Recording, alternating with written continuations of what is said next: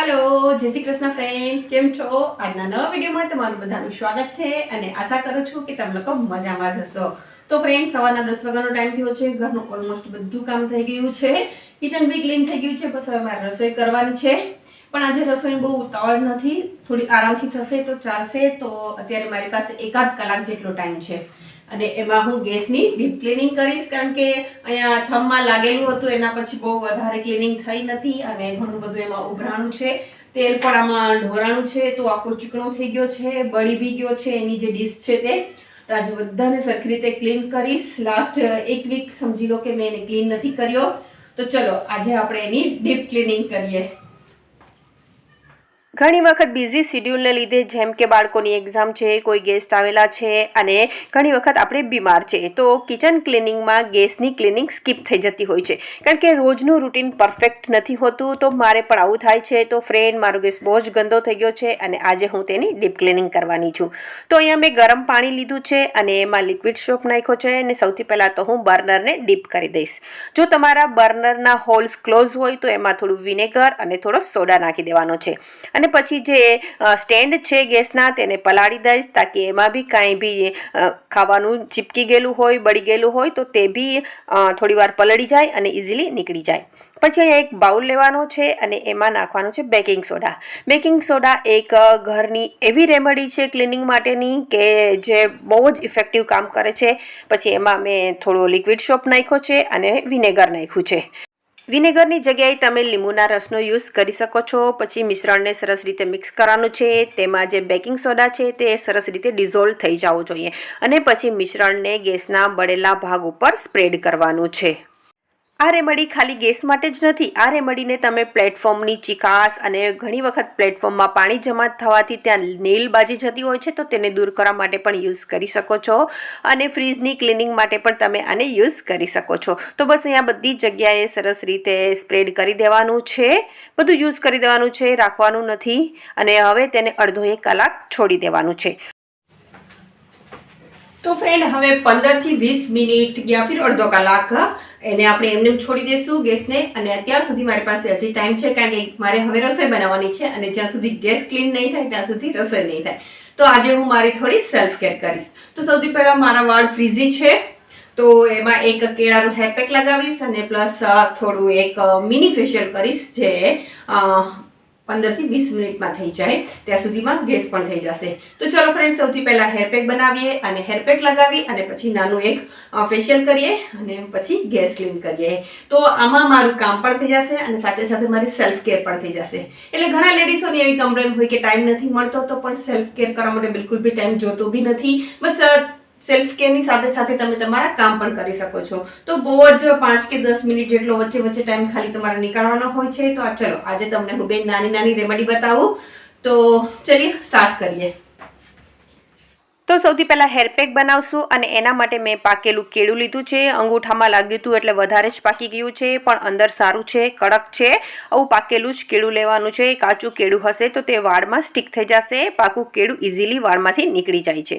તો અહીંયા પાકું કેળું અને એમાં નાખશું દહીં। દહીં અહીંયા 2 ચમચી લીધું છે અને એમાં 1 ચમચી મધ નાખવાનું છે અને 1 ચમચી ઓલિવ ઓઇલ। ઓલિવ ઓઇલની જગ્યાએ તમે નાળિયેરનું તેલ પણ લઈ શકો છો અને જો તમારા વાળ બહુ જ ઓઇલી હોય તો તેલને સ્કીપ પણ કરી શકો છો। હવે બધાને પીસી લેવાનું છે। દહીંમાં પાણીનો ભાગ વધારે નથી રાખવાનો, ઢેફા જેવું લેવાનું છે, એટલે વધારે લિક્વિડ ના બને। તો ફ્રેન્ડ, હેરપેક રેડી છે, હવે એને માથામાં અપ્લાય કરી લઈએ। તો ફ્રેન્ડ, કેળામાં નેચરલ મોઇશ્ચરાઇઝર હોય છે જે વાળને અને સ્કલને સ્મૂથ બનાવે છે। ઘણી વખત ડ્રાય સ્કલને લીધે માથામાં ખંજવાળ આવતી હોય છે, તો તે આનાથી દૂર થાય છે અને જો બેમુખી વાળ હોય તે પણ સુધરે છે। અને આમાં જે દહીં નાખેલું છે તે વાળની ડેન્ડ્રફની સમસ્યાને દૂર કરે છે, વાળમાં ફંગલ ઇન્ફેક્શન હોય તો તેને પણ ઘટાડે છે। દહીં એક નેચરલ કન્ડિશનરનું પણ કામ કરે છે, જેથી વાળમાં એક નેચરલી શાઇન આવે છે।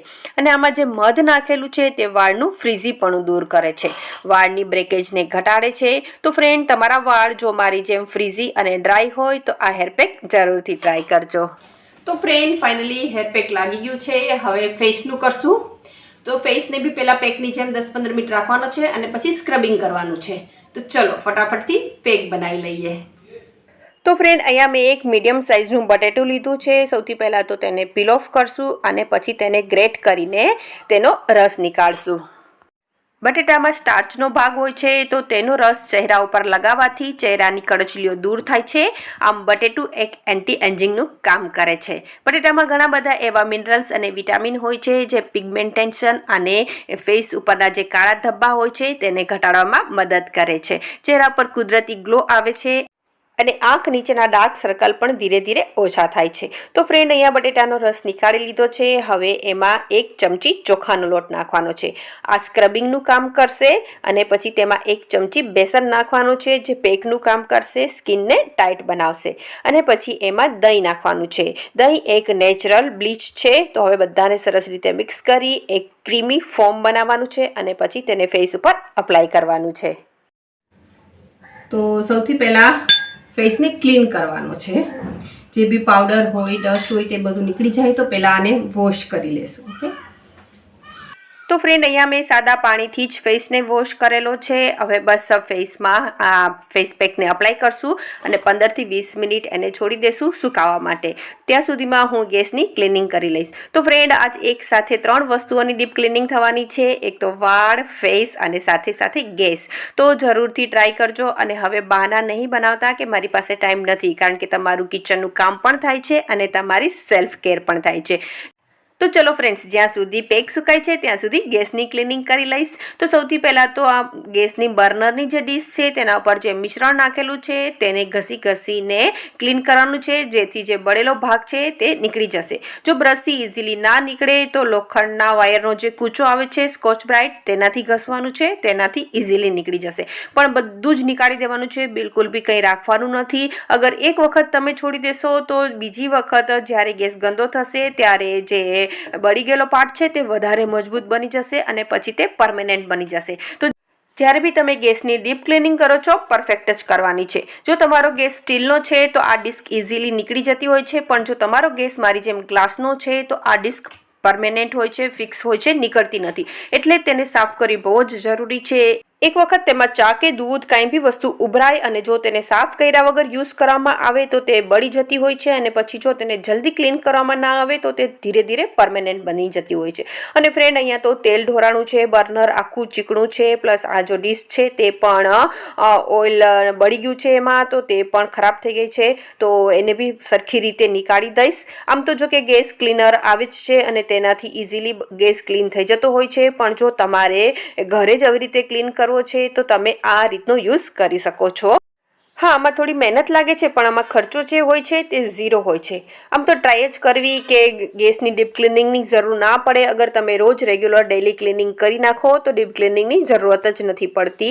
પણ ફ્રેન્ડ, આપણું રૂટીન છે તે પરફેક્ટ અને રેગ્યુલર નથી હોતું અને હું તો કહું છું કે રૂટીન પરફેક્ટ અને રેગ્યુલર બનાવવાની જરૂરત પણ નથી. પહેલાં આપણે આપણો કમ્ફર્ટ જોવાનો છે અને આપણા ફેમિલીની નીડ જોવાની છે. તો ફ્રેન્ડ, ઘણી વખત ગેસ સ્કીપ થઈ જતો હોય છે ને ગંદો થઈ જતો હોય છે, તો નો પ્રોબ્લેમ, તમે આવી રીતે ક્લિનિંગ કરી શકો છો.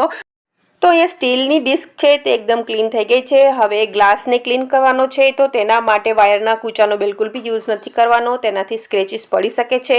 તો મેં અહીંયા થોડો લિક્વિડ સોપ નાખી અને સ્પંચવાળું જે સ્કોચ બ્રાઇટ આવે છે તેનાથી ગ્લાસ ક્લીન કરી દઈશ. ગેસના ગ્લાસ ઉપર ચિકાસ છે તેને દૂર કરવાની છે અને થોડું ઘણું પ્લેટફોર્મ પણ સાથે સાથે ક્લીન કરું છું. હવે તેને ધોઈ નાખશું. દુકાનવાળા લોકો તો ગેસને વારંવાર પાણીથી ધોવાની પણ ના પાડતા હોય છે, પણ આપણે ધોવાની આદત હોય જ છે. અઠવાડિયામાં એક વખત હું ગેસને વોશ કરું જ છું. પણ ફ્રેન્ડ, કાંઈ વાંધો આવતો નથી. મારો ગેસ લાસ્ટ 12 વર્ષથી મેં લીધેલો છે અને હજી એમાં જંક લાગવાનું સ્ટાર્ટ નથી થયું, પણ એને ધોઈને હું તરત જ કોરો કરી નાખું છું. તો ફ્રેન્ડ, ગેસ ઓલમોસ્ટ ક્લીન થઈ ગયો છે, પણ હજી તેમાં થોડી ચિકાસ લાગે છે કારણ કે એમાં ઓઇલ વધારે ઢોરાણું હતું. તો ફરી એક વખત હું તેને લિક્વિડ સોપથી ક્લીન કરી દઈશ. અને ગેસની જે સ્ટીલની ડિશ છે તે ફિક્સ છે, તો તેની જે કિનારી છે તેમાં પણ ઘણી વખત કચરો જામી જતો હોય છે, તો તેને પણ બ્રશથી સાફ કરવાનું છે. પ્લસ તેના જે બટન છે તેની આજુબાજુમાં પણ ખાવાનું ને લોટ ને ઢોળાતો હોય છે, તો ત્યાં પણ સરસ રીતે ક્લીન કરી દેવાનું છે. તો ફ્રેન્ડ હું અહીંયા અમારી ટાઉનશીપની લેડીઝ સેફ્ટી ટીમ છે તેમાં પણ જોઈન્ટ હતી. તો કુકિંગ સેફ્ટીમાં ગેસની સેફ્ટી મોસ્ટ ઇમ્પોર્ટન્ટ હોય છે. તો ગેસને 2-3 વર્ષે સર્વિસ કરાવવો જરૂરી છે. ગેસની પાઇપ, ગેસનું રેગ્યુલેટર ચેક કરાવવું જરૂરી છે અને બની શકે તો ISI માર્કવાળો ઓરેન્જ કલરનો પાઇપ યુઝ કરવો જોઈએ. ગેસની લાઈફ 12 થી 15 વર્ષની જ હોય છે, તો તે ટાઈમ પીરિયડ પછી તેને ચેન્જ કરી દેવું જોઈએ. તો ફ્રેન્ડ 2 થી 3 વર્ષમાં હું ગેસને ચેન્જ જ કરી દેવાની છું. મારા અત્યારે 10 થી 12 વર્ષ થઈ ગયા છે અને અત્યારે ગેસની કન્ડિશન મારી સારી છે, પણ તો બી હું એને 2 વર્ષમાં ચેન્જ કરી દઈશ. તો ચેન્જ કરવાથી 2 ફાયદા થાય છે. એક તો ન્યૂ ફેશન પ્રમાણે નવો ગેસ આવી જાય છે અને પ્લસ કોઈ એક્સિડન્ટ થવાના ચાન્સીસ પણ ઘટી જાય છે. અને જો તમારો ગેસ પણ ગ્લાસનો હોય તો જ્યારે તે ગરમ હોય છે ત્યારે તેને બિલકુલ બી સાફ નથી કરવાનો. તેના ઠંડા થયા પછી જ તેને સાફ કરવાનો છે, અધરવાઇઝ ગ્લાસ તૂટી શકે છે. અને હવે બર્નરને સાફ કરી દઈશ. તો ફ્રેન્ડ જો તમારા બર્નરના હોલ્સ બ્લોક હોય તો તેને ઓપન કરવા બહુ જ જરૂરી છે. અને આમાં તમે વિનેગર અને સોડા નાખીને પણ એને ગરમ પાણીમાં શોક કરીને સાફ કરી શકો છો જો તમારા બર્નર્સ વધારે ખરાબ હોય. અને પછી અહીંયા જે સ્ટેન્ડ છે તેને પણ ક્લીન કરી દઈશ.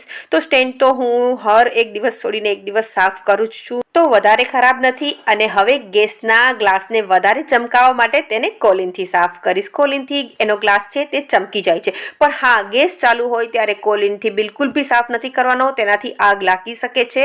અને કોલિનથી સાફ કર્યા પછી થોડીવાર પછી જ ગેસને યુઝ કરવાનો છે. તો ફ્રેન્ડ જુઓ, અહીંયા ગેસ ચમકી ગયો છે. હવે તેના બર્નર્સ અને જે નાની પ્લેટ છે ગોળ તે રાખી દેશું. તો તેના બધા પાર્ટ્સનો યુઝ કરવાનો છે. તેનાથી ગેસની વધારે સેફ્ટી રહે છે અને ગેસ ઓછો ગંદો થાય છે.